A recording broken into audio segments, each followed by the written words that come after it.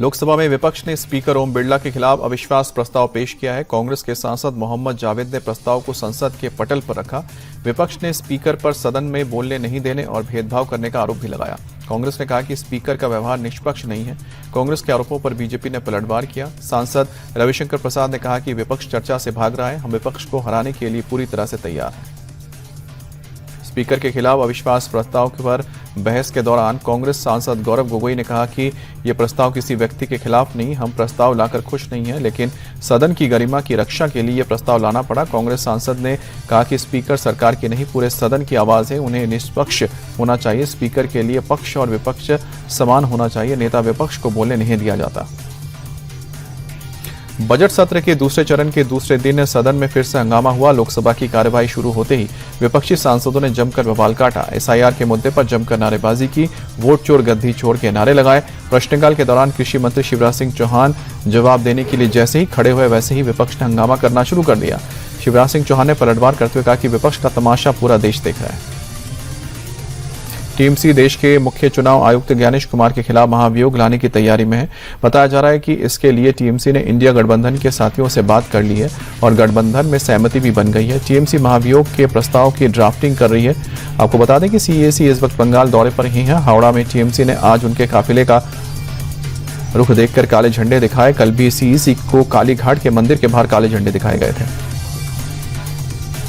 मुख्य चुनाव आयुक्त ज्ञानेश कुमार ने पश्चिम बंगाल में विधानसभा चुनाव की तैयारियों की समीक्षा की है। सीईसी ने कहा है कि बंगाल में स्वतंत्र, निष्पक्ष और शांतिपूर्ण चुनाव सुनिश्चित करना चुनाव आयोग की प्राथमिकता है। एसआईआर पर जारी विवाद को लेकर मुख्य चुनाव आयुक्त ने कहा है कि एसआईआर का मकसद ये सुनिश्चित करना है कि वोटर लिस्ट शुद्ध हो और पात्र वोटर की सूची में अपना नाम मिल जाए। सीईसी ने आश्वासन दिया कि एसआईआर में किसी भी पात्र वोटर का नाम नहीं कटेगा। एआई समिट में यूथ कांग्रेस के कार्यकर्ताओं ने शर्टलेस प्रदर्शन किया था। बीजेपी आरोप लगाती थी कि प्रोटेस्ट की प्लानिंग राहुल गांधी के घर पर हुई थी। अब राहुल ने एक बयान देकर इन आरोपों को कुछ हद तक सही साबित कर दिया। राहुल ने पहले यूथ कांग्रेस वालों को बब्बर शेर कहा था, तब उन्होंने कहा कि एआई समिट में यूथ कांग्रेस वालों ने अपना काम कर दिया। महिला कार्यकर्ताओं को संबोधित करते हुए राहुल ने कहा कि एआई समिट में यूथ कांग्रेस ने यह काम तमाम कर दिया। मिडिल ईस्ट में चल रही जंग का असर देश में दिखने लगा है। देश के बड़े शहरों में कमर्शियल सिलेंडर की किल्लत हो गई है। मुंबई से लेकर बेंगलुरु तक होटल रेस्टोरेंट मालिक परेशान हैं। गैस सप्लाई न होने की वजह से रेस्टोरेंट्स बंद होते हैं। आर्थिक राजधानी मुंबई में भी सप्लाई कम हो गई है। होटल मालिक एसोसिएशन के मुताबिक मुंबई में 20% होटल बंद हो गए हैं। कुछ दिन तक ऐसी स्थिति बनी रही तो 4 से लेकर 5,000 होटल आने वाले दिनों में बंद हो जाएंगे। बेंगलुरु में आज से एक करके होटल्स बंद हो रहे हैं। बेंगलुरु होटल एसोसिएशन के मुताबिक उन्हें मिलने वाली कमर्शियल गैस की सप्लाई बंद हो गई है, जिसकी वजह से होटल्स बंद हो रहे हैं।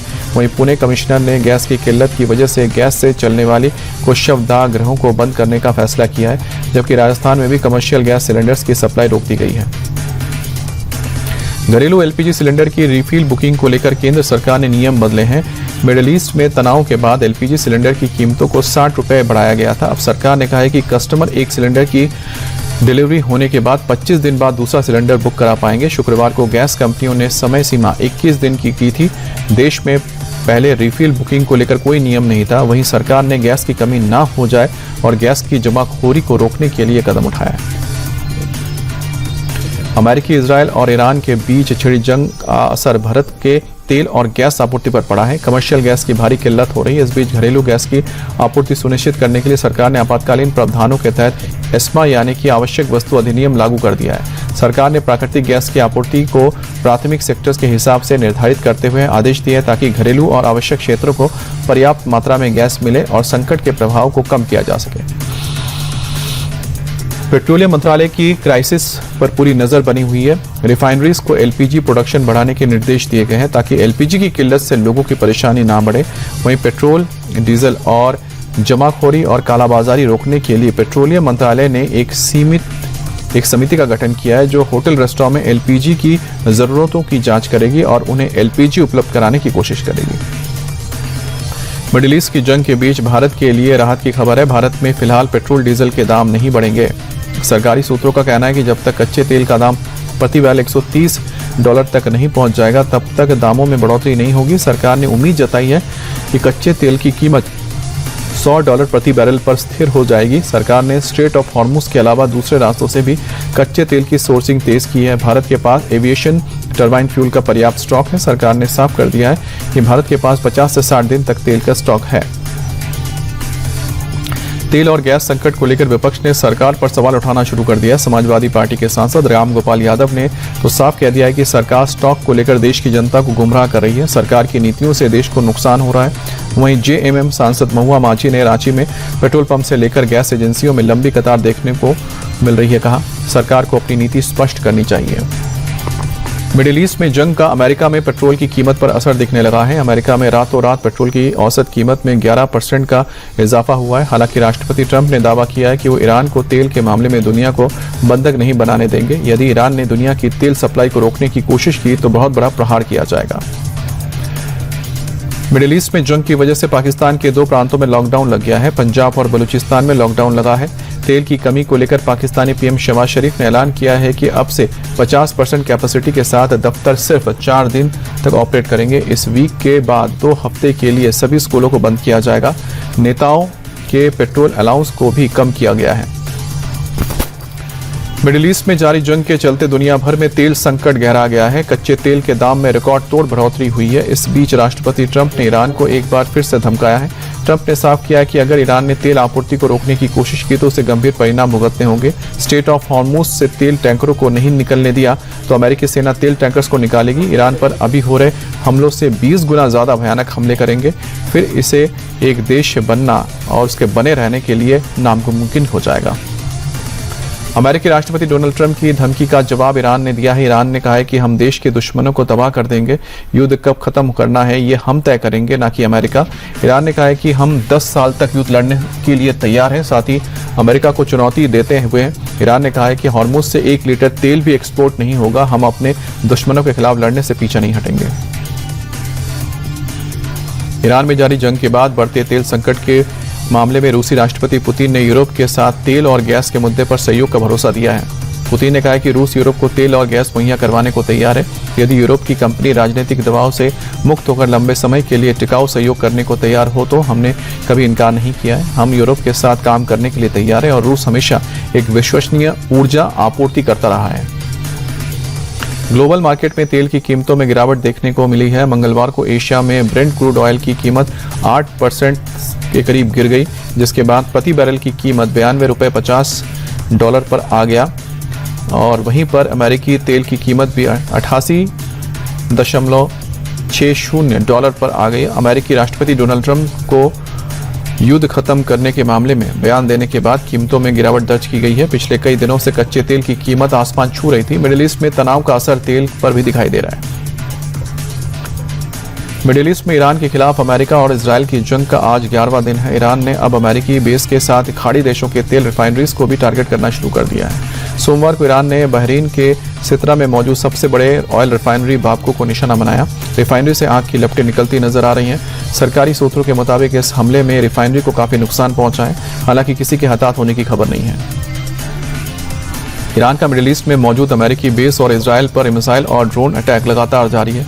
जंग के 10वें दिन सेंट्रल इजरायल में ईरानी मिसाइल के धमाके का एक दिल दहलाने वाला सीसीटीवी सामने आया, जिसमें एक खाली सड़क पर एक कार जाती है और उसके ठीक पीछे एक मिसाइल का टुकड़ा नीचे आकर गिरता है और उसमें धमाका होता है। तभी वहां से एक शख्स गुजरा होता है जो उसकी चपेट में आ जाता है और उसके घायल होने की खबर है। मिडिल ईस्ट में भीषण युद्ध जारी है। ईरान की सेना खाड़ी देशों में लगातार बमबारी कर रही है। बहरीन के एक होटल में ईरान ने ड्रोन से हमला किया। ईरान ने अमेरिकी सैन्य अधिकारियों को निशाना बनाते हुए होटल पर अटैक किया। यूएस के आर्मी ऑफिसर्स इसी होटल में रुके हुए थे। ईरान ने बहरीन की रिहायशी बिल्डिंग को भी निशाना बनाया। इमारत में हुए ड्रोन हमले में एक की मौत हो गई है, जबकि कई लोग घायल हुए हैं।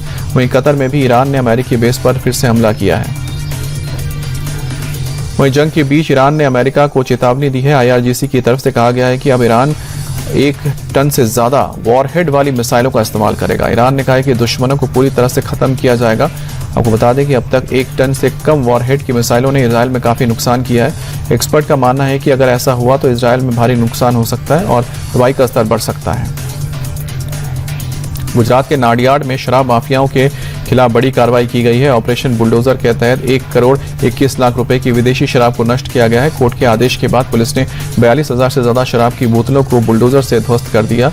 गुजरात एक ड्राई स्टेट है, यानी यहां पर शराबबंदी लागू है और बीते 4 साल में नाडियाड डिवीजन में प्रशासन ने 20 करोड़ से ज्यादा की शराब को नष्ट किया है। सीएम योगी आदित्यनाथ की मां पर अभद्र टिप्पणी को लेकर मौलाना सलीम की टेंशन बढ़ गई है। मौलाना सलीम के खिलाफ यूपी में 83 थानों में एफआईआर दर्ज हुई है। पूरे यूपी में मौलाना के बयान के खिलाफ आक्रोश है। लखनऊ, अलीगढ़, बलरामपुर समेत कई शहरों में प्रदर्शन हुआ है। आरोपी मौलाना की जल्द गिरफ्तारी की मांग कर रहे हैं। हिंदू संगठनों की ओर से कल पुतला दहन भी किया गया था। करगिल के द्रास में ताजा बर्फबारी हुई है। भीषण बर्फबारी के चलते सड़कों पर बर्फ की सफेद चादर बिछ गई है। सड़कों पर बर्फ जमने से यातायात भी ठप हो गया है। घर की छतों पर बर्फ की मोटी परत दिखाई दे रही है। पहाड़ों ने बर्फ की मोटी चादर ओढ़ ली है। पर्यटकों के लिए नजारा बेहद खूबसूरत हो गया है। T20 चैंपियन टीम इंडिया के लिए बीसीसीआई ने 131 करोड़ रुपए की इनामी राशि का ऐलान किया है। ये राशि टीम के खिलाड़ियों के साथ कोचिंग स्टाफ, सपोर्ट स्टाफ और चयनकर्ताओं के बीच बांटी जाएगी। आईसीसी ने विश्व विजेता टीम के लिए 27 करोड़ 48 लाख रुपए की इनामी राशि का ऐलान किया था। आपको बता दें कि T20 वर्ल्ड कप 2026 के फाइनल में टीम इंडिया ने न्यूजीलैंड को 95 रन से हराया। भारतीय टीम तीसरी बार T20 वर्ल्ड कप विजेता बनी है। आईसीसी ने T20 वर्ल्ड कप 2026 की टीम ऑफ द टूर्नामेंट का ऐलान कर दिया है। भारतीय टीम ने 4 खिलाड़ी जसप्रीत बुमराह, संजू सैमसन, ईशान किशन और हार्दिक पांड्या को टीम में जगह दी गई है। पाकिस्तान के शाहिबजादा फरहान को टीम का ओपनर बनाया गया है, जबकि टीम की कप्तानी साउथ अफ्रीका के एडन मार्कम को सौंपी गई है। जिम्बाब्वे के ब्लेसिंग मुजरबानी और वेस्टइंडीज के जेसन होल्डर भी टीम में शामिल हैं। भारतीय टीम के स्टार गेंदबाज कुलदीप यादव शादी के बंधन में बंधने जा रहे हैं। कुलदीप अपनी बचपन की दोस्त वंशिका के साथ 14 मार्च को साथ फेरे लेंगे। दोनों उत्तराखंड के मसूरी में शादी करेंगे। वहीं पर 17 मार्च को लखनऊ में दी सैंड्रम होटल में ग्रैंड रिसेप्शन पार्टी होगी। यूपी के सीएम योगी आदित्यनाथ को भी शादी का न्योता दिया गया है। कुलदीप और वंशिका ने पिछले साल 4 जून को सगाई की थी। श्रीलंका क्रिकेट ने पूर्व साउथ अफ्रीका के खिलाड़ी गैरी कर्स्टन को नया हेड कोच नियुक्त किया है। गैरी कर्स्टन 15 अप्रैल से अपनी नई जिम्मेदारी संभालेंगे। श्रीलंका क्रिकेट बोर्ड के साथ उनका 2 साल का कॉन्ट्रैक्ट होगा। इससे पहले टीम के हेड कोच सनत जयसूर्या थे, लेकिन T20 वर्ल्ड कप में टीम के खराब प्रदर्शन के बाद जयसूर्या ने पद छोड़ दिया। कर्स्टन की कोचिंग में भारत ने 2011 का वनडे वर्ल्ड कप जीता था।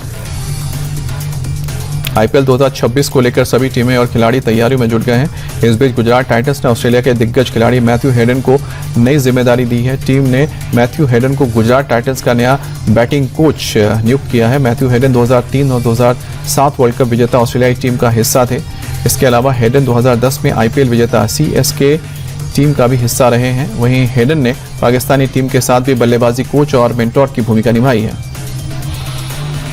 मशहूर T20 league legend league cricket यानी कि LLC का आगाज 11 मार्च को होगा। लीग में फाइनल समेत कुल 19 मुकाबले खेले जाएंगे। 23 मार्च को लीग का फाइनल मुकाबला होगा। इस दौरान मुकाबले देश के 4 शहरों में होंगे। 6 टीमों में रिटायर्ड प्लेयर्स हिस्सा लेंगे। फैंस को Piyush Chawla, Dinesh Karthik, Harbhajan Singh, Chris Gayle, Irfan Pathan, Suresh Raina, Cheteshwar Pujara league खेलते दिखाई देंगे।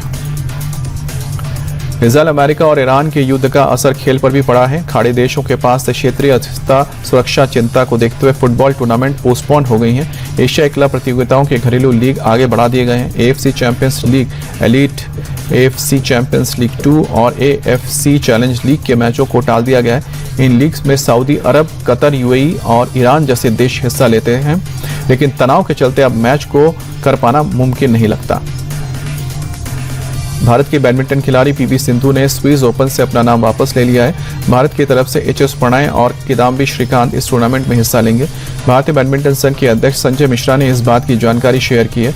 ईरान पर अमेरिका और इजरायल की बमबारी के कारण PV सिंधु 3 दिन तक दुबई में फंसी रही।